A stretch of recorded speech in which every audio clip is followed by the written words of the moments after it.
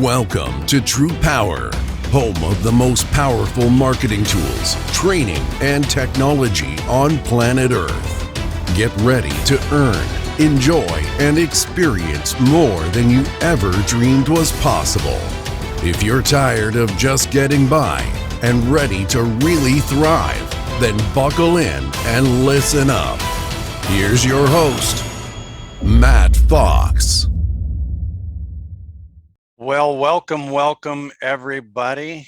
It is a wonderful Saturday. It is December the 18th, 2021. So thank you for being on the call today.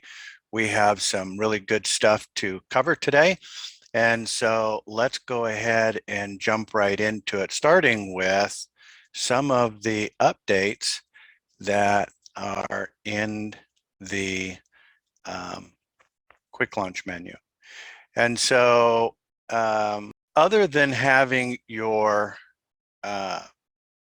email client, which is under Thunderbird, everything you need, you should be able to access from the quick launch menu. It says it right up there, quick launch menu. And so your daily tasks are really kind of numbered out here on the left-hand side, starting with the CRM, submitting the utility audit, commercial pricing, residential pricing, the average electric rates, pricing nationwide. If you're doing residential or commercial, you need to verify some information, along with requesting additional leads in the CRM. And then, of course, some of the customer appreciation and marketing tools or gifts that we use in our marketing or appreciation efforts. And then, of course, the notorious Zoom launch meeting button, which you are on right now. On the right-hand side are more supportive type things. The alarm button is something that I use quite frequently when I'm needing to make sure that I remind myself that I've got a meeting at 1 o'clock, so I can come up here and say, okay, set an alarm. And so that will set an alarm. It'll start ringing, so it'll bring my attention so I don't miss those calls. So, certainly take advantage of that. It's a great tool. I use it every single day.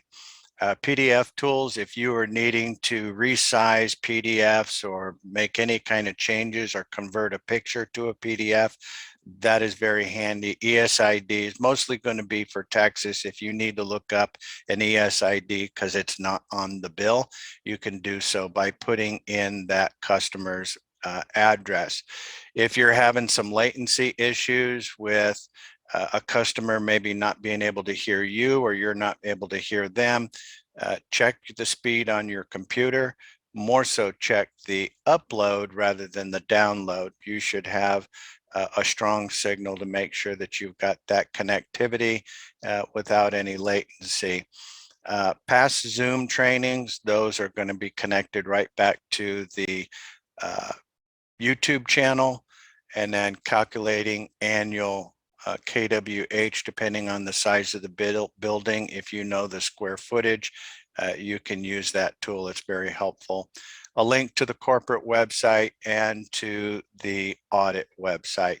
Obviously, the social media down here at the bottom, and the recently added accounting link, which is if you need to change any of your direct deposit information or upgrade from agent to a broker license or anything that you need, go in here and check under accounting. That's going to make it so much easier than what we were doing before. And so the recently added demo site. So if you're going to practice putting in a customer, then use the demo sites. Do not put demo deals in the real live platform. Nothing ever gets deleted. That goes to the suppliers, and they don't like it when they see dummy stuff in the system because it looks like a real deal and they're reacting a certain way. So if you are going to practice, use these. And there are the demo logins, which I posted last week. And so if you don't know what that is, I can certainly send that out again. But the login for an agent is, the username is agent. The password is demo for agent exclamation. That is case sensitive if you're going to log in as a broker. So if you're an agent and you want to see what that looks like, certainly log in with broker, demo for broker exclamation. So anyways, so you have both the front of the platform, which is client facing, on the demo side, and then you have the back end of the platform, which is where you enter all of the commercials. So all of the residential goes through the front of the platform, commercial goes in through the back of the platform. And then I want to bring our attention to the commercial sales cycle in phases. And so other than spending maybe about 25 to 30% of your time working on residential business, primarily most of our focus is on the commercial side. Obviously, that's where the largest revenue is generated. And so, the first phase is obviously from the CRM, contacting the customer for the electricity audit using the script and the templated email. I want to kind of focus here a little bit on clarifying some things with the utility audit. When you're opening the conversation with the utility audit, so if I were going into the CRM, it is going to log in, and this is the front page that you're going to see. When you start calling customers, and you're talking to them and you're opening the conversation with the utility audit, you have to remember, we're taking their utility and auditing it at the utility level, not the supplier side. So when you look at a utility bill, there are two sides. In a regulated market, the supplier and utility are one and the same. You don't have any choice of who you get your electric from or what you pay. In a deregulated market, the utility is always a constant. It will never change. They're the ones that send the electric down the wire, perform all the emergency services, and the supplier is the one that sets the rate for what you pay for that energy. So when we do a utility audit, we're doing it at the utility level, and we're going backwards 3 to 4 years, depending on the statute of limitations for that particular state, but overall at least 3 years. And we're looking at the erroneous overcharges and errors on that bill at the utility level. So if a customer tells you they're not interested, they already have somebody that's taking care of that for them, then I would pause and ask the customer, why do you think I'm calling? Because they have the wrong idea. They think you're calling to switch their electric when in fact you're talking about doing a utility audit. You don't need to be talking about anything else except the utility audit, and then focus on that. So if a customer thinks that you're trying to switch their electric, say, no, that's not why I'm calling. I'm calling because my records show that you have not had a utility audit in the past 3 years, and you're due for that. There are line items not only on the bill, but things that are actually buried within the utility that are not listed on the bill. And unless you are tied with all the suppliers and utilities and have that background and know what to look for, there is absolutely no earthly way for a customer to perform a utility audit. I want to give you a little warning here. Sometimes customers say, oh, we already have one. They took care of it and we are under new contract or what have you. Be careful, because there are a lot of competitors out there who try to clone the phrase utility audit. And all they're really doing is getting a copy of the bill and doing an analysis as to what the best rate might be moving forward. That's savings. We're talking about a refund for errors in the past.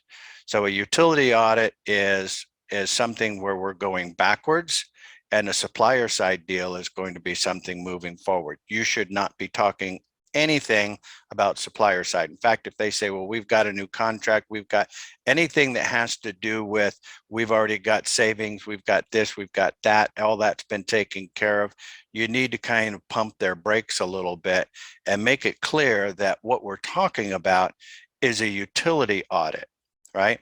70% of the bills that we audit result in a substantial refund. Now, when's the last time you had an audit? Oh, last month. What was the results? Oh, we got a new contract. They set the rate. No, that's not what I'm talking about. Most people don't know that the onus and responsibility of making sure that the utility is correct is on the customer, not the utility. Utility companies overcharge customers to the tune of $60 billion a year and climbing. They like the revenue. They're not going to tell you. We've been doing utility audits for 24 years. We're very good at what we do. We're the only energy company in America that actually provides that additional service, and it's 100% risk-free. So what happens? After the audit is complete, the customer is going to receive one of two things. Either they're going to get a letter of congratulations, there are no errors, you have a clean bill of health, or here are the errors and the amount of the refund. Do you want to move forward? At that point, then they can make an informed and intelligent decision. Making a decision prior to that is less than informed and less than intelligent.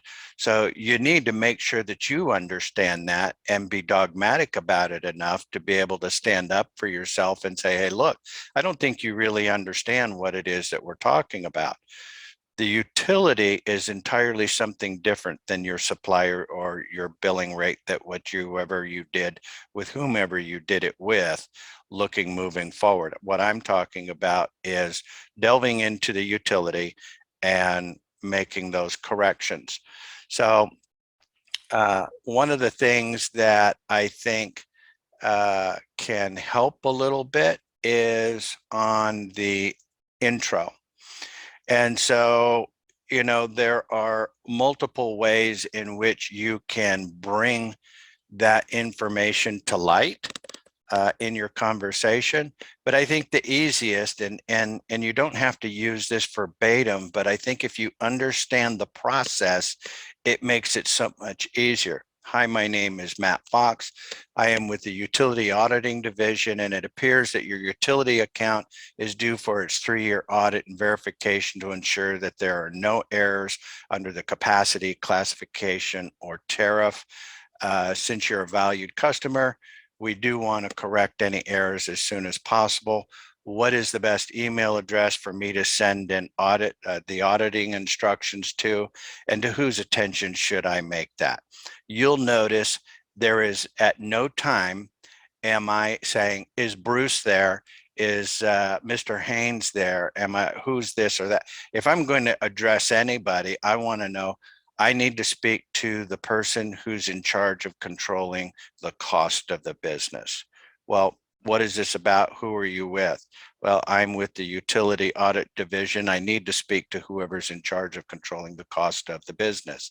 Oh, that would be Mr. Frank. Is Mr. Frank available? No. Can you put me to his voicemail? Yes. Great. So be clear. I don't ever ask for names until I get into the deal. That is true with commercial. It is true with residential. And we'll talk about that a little bit more. But I want to be really strong about this, is that if you're opening with the utility audit, we're not talking about savings. We're talking about a refund moving backwards in time. Savings is moving forward. Now, obviously, they will save money, because if we recover $100,000 for that customer going back 3 years, that means that when those errors are fixed, it also means moving forward for the next 3 years, it's going to be $100,000 that they're not going to spend. But don't confuse them with that. Be specific that this is a utility audit going backwards 3 years based on the statute of limitations. Those errors are rightfully due them, And if a customer's like, yeah, we're not interested in that, really? So if I send you an erroneous invoice, you'd be willing to pay it? Well, of course not. Well, you might be doing it now, except you don't know. Putting your head in the sand doesn't make the wind stop blowing, right? So you need to be a little bit more forceful in making them understand. Don't be rude, but you need to be able to not hem-haw around and make it very clear. I don't think you really are understanding what I'm talking about. I need to speak to the person who is in charge of controlling the cost of the business. Well, I need to know, obviously you don't understand, and just repeat it. And so you need to get to the right person. Once you have that right person, then you can delve into it a little bit more. But the reality is, until you get a copy of that utility bill and we completely do the audit and provide them the information that they need, at that point, they can make an informed and intelligent decision. Anything prior to that is not an informed or an intelligent decision. Would you agree? Great. What's the best email for me to send this to? And who should I address this to? Because you may have the business owner's name on here, but the CFO or the COO or whoever's in charge of that particular area might be a different name. So that's why I never ask, is Bruce there or is whoever's there? I want to know who is in charge of controlling the cost of the business. So anyways, don't want to beat that up too much, but I do want to make sure that you are firm and clear in that process. And so when you look at obtaining that and getting a copy of that utility bill, then we want to submit that bill to the auditors and make sure that you have the bill, the complete bill in a PDF format. We don't need all 12 months. We just need the most recent current bill that they have for their electric. And so you click on submit the utility bill. This is going to go to the auditors. And so all you need to do is to enter the customer's information. Up here is going to be your name and email, so we know who submitted it, along with the customer's information, title, email, phone number, a little bit more about their business, address, and then what type of business are they at a glance? Just what kind of a business are they? Are they in, architecture or chemicals or construction or education, whatever it is? A lot of times when you look at this customer and you have their email address, the back half of the email is going to have their domain. If you look at their website and you look at the About Us page, it's usually going to tell you a little bit about what that customer does, what that business does. A lot of times I just go to the About page, take the first paragraph and copy and paste it right into here. Now, obviously, we're going to be submitting the electric bill. And so this is where you want to take and attach a copy of that bill. A lot of the bills are very size, a lot larger than what we were allowing for. So we have upgraded the system so that now you can upload bills that are 25 megs and up to 100 megs in total. So that should make it a whole lot easier, because there are some bills that were coming in that were 10, 20 megs, and it used to be 1 or 2 megs before. So submit that. And once you have submitted that to the auditors, then that is when you want to take the time, right, and enter the customer's electric bill information into the pricing platform for a proposal. This is unbeknownst to the customer. This is for our additional research and to be able to help you go into the next phase. Now, once you've uploaded, if you're new with the company and you've uploaded a bill to the auditors are going to let me know. I will get with you and actually walk you through this next phase, but it's very simple. You're going to go into the back of the pricing platform. You're not going to pre-discuss any of this with the customer. We need to find out information before we go down that road. So you're going to go right into the back of the pricing platform, and you're going to click on add new customer. Put in their zip code. You can leave the effective date the way it is, and then make sure you put in their annual usage. So if that customer uses, 999,999 kWh per year, then put that in there and then hit continue. It is going to just remind you that the utility you selected based on that zip code is ComEd, and that's correct. And is this customer currently in our system? No.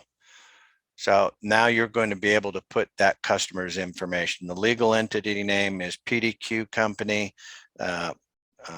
Frank Smith is the owner or the CFO or the COO, whatever it is, and then the service address.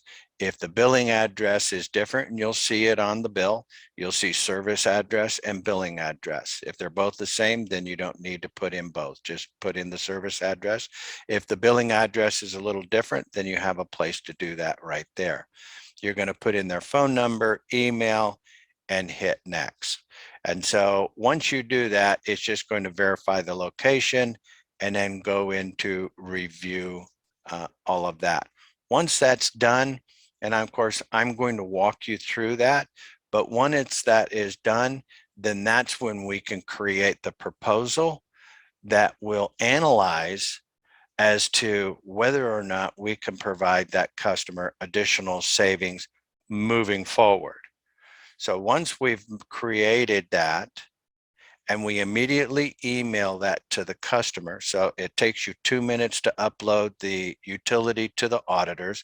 It'll probably take you 10 or 15 minutes the first time we walk through to upload the proposal or create the proposal, add the customer and create the proposal in the back office and email that to the customer. So then what happens next? Well, that's when I want to rename the proposal to the customer's business name and then email it to the customer, and then immediately follow up with the customer to let them know that I received their utility bill safe and sound, and the auditors are already underway, that during the initial investigation, some additional savings was discovered, that I emailed you some information. When you have a chance, take a look at that, and we'll go over the details. This is where I'm bridging from the utility side to supplier side. Prior to that, I don't talk about anything about supplier side, just the utility, because I don't know if I can provide that customer savings or not.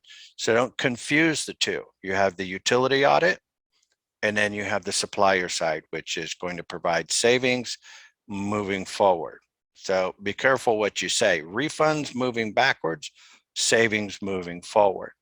So obviously, if you email the customer through the pricing platform, through the CRM, and it is really pretty simple, and you click on send email, you're going to come up here to a general email. You're going to attach whatever it is that you need to attach to it. Please give me a call when you get this. And then you're going to attach a copy of that proposal and send that to the customer. And why do you want to do it here as opposed to going through Thunderbird? Well, number one, the moment that that customer opens that email and is looking at it, the system is going to alert you to let you know so that you can talk to that customer. But as soon as I email it to the customer, that's when I want to call the customer as a courtesy call and say, hey, look, I just received a copy of your utility bill, safe and sound. The auditors are already underway. In fact, in the initial investigation, we also uncovered some additional savings in your electric account. I emailed you some information. When you have a chance, take a look at that. Give me a call. We'll go over the details. That's when you start looking at moving forward, because now they have information in front of them so that they can make an informed and intelligent decision. The audit is still underway. The audit is going to take 30 to 60 days, depending on the size and complexity of the audit. So we don't want to wait that long. We want to make some today money. So once we have the utility audit in place, then let's take that information, do some additional fact finding and analysis to see, can I help this customer additionally moving forward? If the answer is yes, then we obviously want to bridge that gap and move forward. Hopefully that makes sense to everybody. So once we go over that, and the customer wants to move forward with that additional savings, it's a very simple process. Click the corresponding button. The system will pull the contract for that supplier for that state. It will fill it out for you so there's no human error, and sends it to the customer for an electronic signature. Much like a DocuSign, they'll open it, put in their name, hit enter, it'll come back and it'll attach itself right back to the account that it came from. So you won't have to go looking for it. It will be right in here, and it'll change the status from request price to signed. And now you have a commissionable event, and you still have the utility audit underway, right? So after the contract is complete, and contact the customer and go over all of the other available cost centers. That's when I want to talk to the customer, let them know that the audit is progressing well, but in review of their account, I can see that there are actually additional cost centers that have the potential to increase the amount of the refund moving backwards, right? So what do you mean? Well, as you know, we have the audit underway with your electric account. Let me ask you, do you use natural gas? Sure. Wastewater, telecom, wireless, shipping, freight, financing, just go down through the list. Any or all of those additional cost centers have the potential to increase the amount of the refund, not savings, refund. And so sometimes you may get a customer say, well, let's just do the electric. We'll see how that goes before we go into anything else. Well, in most cases, I probably would agree with you. That probably makes perfectly good sense. Although I've seen where there have been no errors in the electric account, and hopefully there's not, and huge errors in some of the other cost centers.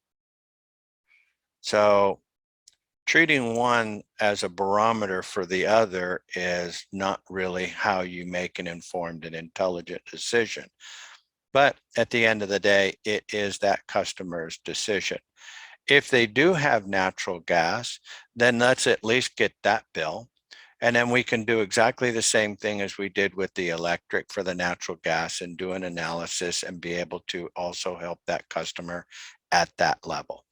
So it's really, really important that you understand the process and the phases so that it keeps you from getting yourself into a lot of battles and issues. It's laid out so that it makes it very simple for you. Ultimately, when all is said and done, if they are a customer that is in one of the participating states down here below, then you can offer, the free solar program to those customers as well. So you need to review and understand the commercial sales process. Okay. So that's going to be, 75 to, percent of what you do on a daily basis. The other 25% is going to be working with residential customers. Now, the residential side of it is really pretty simple. It's like giving candy to a child. My name is Matt Fox with the TruPowur and the State Energy Choice Program of whatever state I'm calling, Illinois. Good day to you. I don't ask, how are you? Is Bill there? Hi, Frank, whatever. I never ask them their name. I don't care what their name is until I get into the billing, because they may say their name is Tim, but on the bill it says Timothy. So I don't want to get into a discussion that if I ask for Jack and for unbeknownst reason there's no Jack there, then we got to get into that conversation. I can pretty much bet you that whoever answers the phone has electric. I can't guarantee you who is answering the phone is going to be the person on the contact. So make it very simple. Don't ask for names. Don't address people by their names until you get to the point where you need to. My name is Matt Fox with TruPowur and the State Energy Choice Program of Texas. Good day to you. With rates at an all-time low in your area, our company is offering customers an amazing proposal, and here it is. Grab a copy of your electric bill, and if the rate on your bill is lower than what I have to offer, our company will give you $500 in restaurant cash. And if our rates are better than what you're currently paying, I'd like for you to take advantage of it and save some money. But either way, you win. Grab a copy of your electric bill, I'll hold. It is that simple, because ultimately at the end of the day, when you need to do a residential deal, it is the easiest thing that you can do on the entire platform. You don't make as much money, obviously, with residential deals as you do with commercial, but they're very easy and you can do a lot of them. So the sales code, make sure that you have your sales code in there before you enter anything in there. So if you don't see that green bar at the top, make sure you do that so that anything you do through the front of the platform will end up in your back office, because you will see it back here once you're done with it. So put in the customer's zip code, click get rates. Now this right here is the utility, not the supplier. So right now we need to find out what is the customer currently paying. If for some reason they are unable to read that bill and to provide you information, and if you're making calls, let's say, for example, if you're working in Illinois, well, you already know that if you go over to the nationwide average pricing, I would start here. So if I'm in Illinois, I'm going to take the residential, which this is residential right here, right?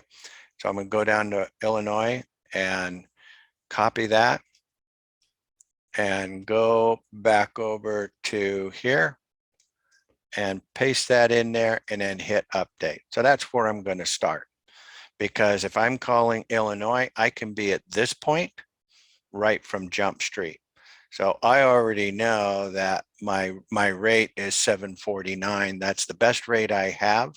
Now I don't know what their usage is currently, but they're going to get their bill and tell us. So you're talking to the customer, they say, well, I'm paying 6.9. That's great. You win. I'll send you $500 in restaurant cash. How do you do that?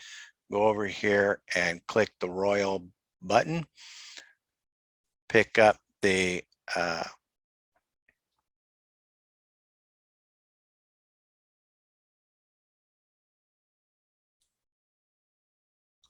go over here and select $500 in restaurant cash or whatever it is that you used during that promotion. And all you need to do is put in their email address and hit go. It'll take care of everything else for you. Very, very simple. So, but let's assume that the customer does have a lower rate than what is available. So what should I do? Well, first off, follow through with the promise, give them their $500 in restaurant cash, but then stop and ask them, when does their contract expire? Oh, my contract expires in 3 months. Okay. So I need to follow up with that customer and say, hey, look, rates are expected to increase over the next 3 years, and on average about 3%. I would like to keep you posted and monitor the market so that between now and the time your contract is going to expire, where I can keep you posted and get the best rate. So when we do that renewal, I'm sure that we're going to get you absolutely the best rate. And then you can go do some analysis, take a look at it, graph it out, and go, okay, I can see that I can provide this customer a little bit better deal in X. So my point is that you want to make sure that you don't just leave it there. Try and work the future deal out, or a deal where you're going to get that thing done sooner than later. Let's assume that that our rate is better than what they're paying. And so all you need to do is click sign up. This field right here, the top field, is going to change depending on what state you're in. Sometimes it'll say customer number, it'll say account number, it may just say authorized individual.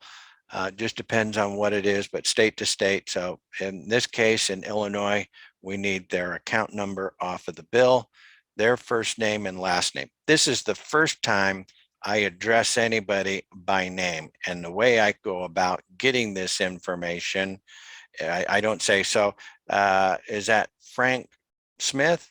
No. How is your name spelled on the bill? Frank, F-R-A-N-K, Smith, S-M-I-T-H. Perfect.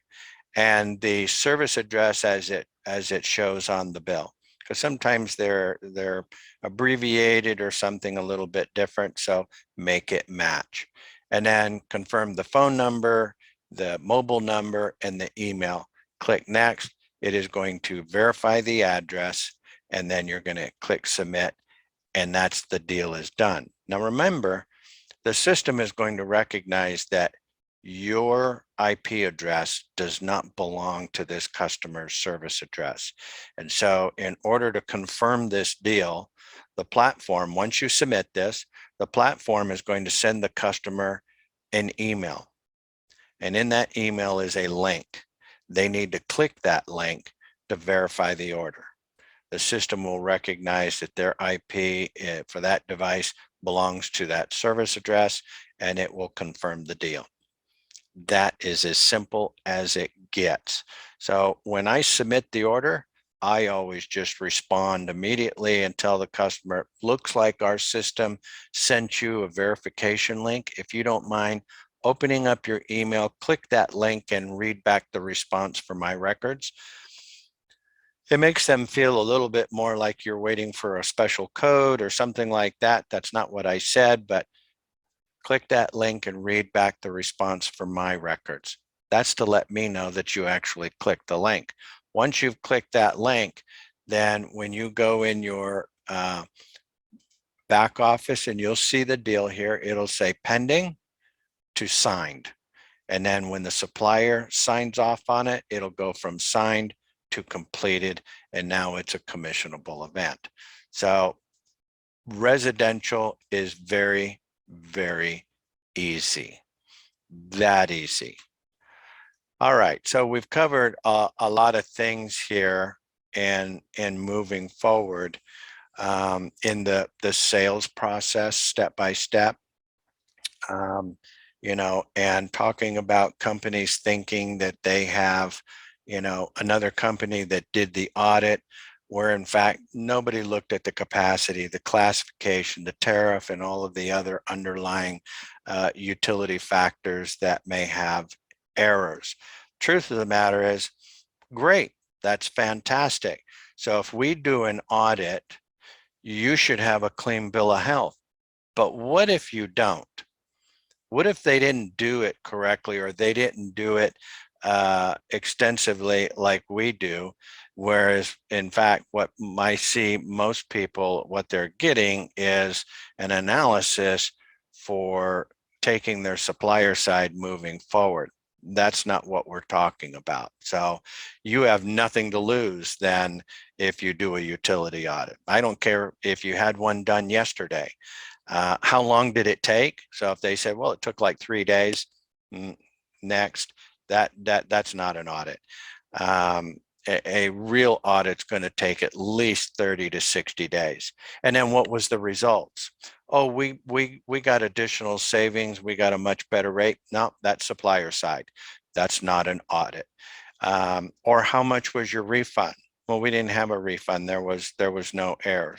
They might have possibly had one. How long did it take? So there's questions that you can ask that will tell you, did they really have an audit? Or is this person just looking for a way to get you off of the phone because they don't understand it, and people have a tendency not wanting to do something they don't understand. But the reality is, in order for them to make an informed and intelligent decision, they have to have the facts and information in front of them. That does not cost them a dime. So why would you want to do anything else than do something that is intelligent? So anyways, just make it clear that this is not to switch your electric. That's the conversation you're having. Now, the conversation may change if we find additional savings moving forward after we've got the audit underway. Keep it one lane, keep it simple, move forward. All right. And so I've noticed a lot of questions about leads in the CRM. And so this is really, really important because I see emails to support addressing these issues all the time.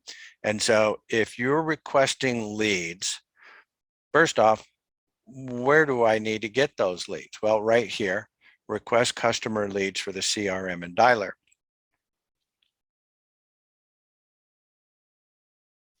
So from here, you'll notice, and I hate to say this, but people don't read. I see it all the time.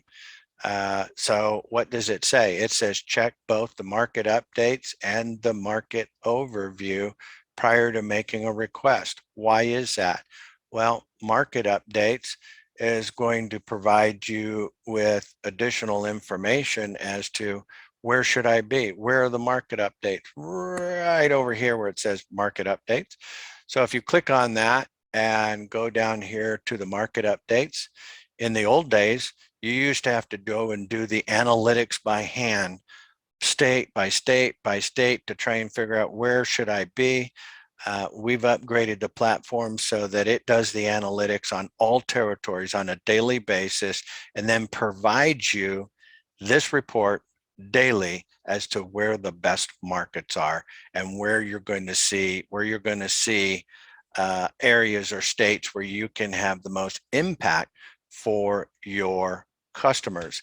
And so right here, we're looking at commercial matrix rates that are lower than the utility rates.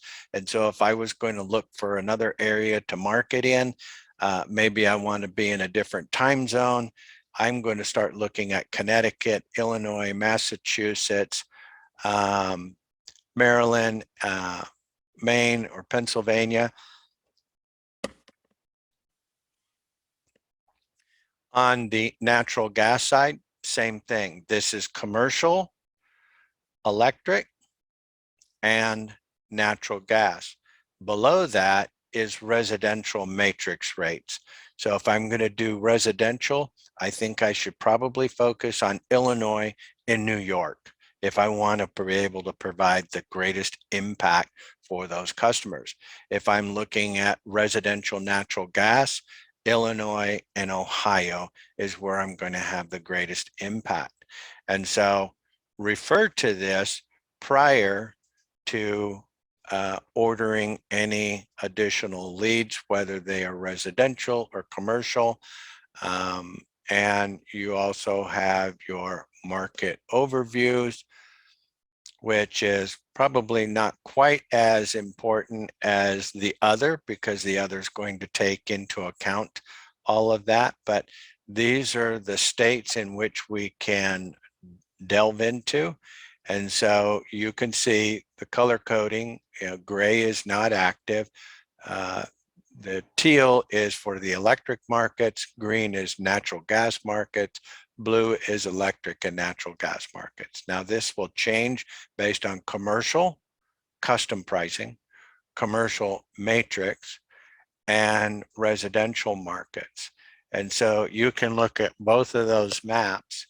In fact, when you click on the state, it will actually even show you a list of the suppliers for that particular state. So we've got all the suppliers and all the utilities nationwide in Canada.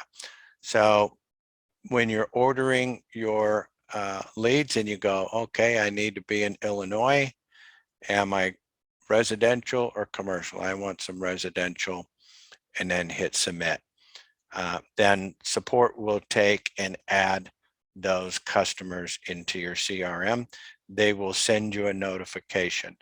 Now, along that lines, when you get a notification, if it's residential, never, ever, but never leave a message or use the voicemail drop. Never, never, ever. Don't leave a message on their voicemail. If you get voicemail, hang up, move on. Don't leave a voicemail. Don't leave a message. Don't text them. You definitely don't use the voicemail drop. None of that on residential, period. No ifs and buts about it. Now on commercial, that's an entirely different issue. The moment you hear that it's gone to voicemail, click the voicemail drop and before the beep, and that will disconnect you. It'll wait in the background and then put that voicemail drop in there for you. So outside of that, residential, do not leave a message or use the voicemail drop ever, never. Now, there have been some people who have used the voicemail drop for residential, even though it tells you that on your initial onboarding. We always tell you that in training. It says that on the email confirmation, everywhere. If it's in writing, it's important. Understand it, read it, pay attention, have attention to detail, and so forth. One of the things that we're going to do is set up an online recorder that will allow you to record the voicemail drop in your own voice. So that way you can go ahead, log in, record the script, and it will save it and send it to support so that we can upload that in place of the pre-recorded, hi, I'm Rex, I'm the personal assistant, la-di-da-di-da. I think it's going to be a much better situation if that voicemail is in your own voice and tonality. And so I think that's valuable and that's important. It's going to sound a lot more natural. So we will have that set up over the next couple of weeks. We'll send out that notification and let you know when that is available. I think that's going to be a huge benefit and a huge saving of time and effort. So, all right. We've covered a lot of information today. I want to thank everybody for being on the call. Again, we are not going to have a call for the next 2 weeks on the 25th or the 1st. Our next call next year will be the week thereafter. And so I appreciate everybody being here today. Have a wonderful week. Happy holidays, a happy new year, and let's go out, help some people. Make yourself a nice income and have a happy holiday. So thank you again for being here, and we will see everybody next year. Thank you now. Bye.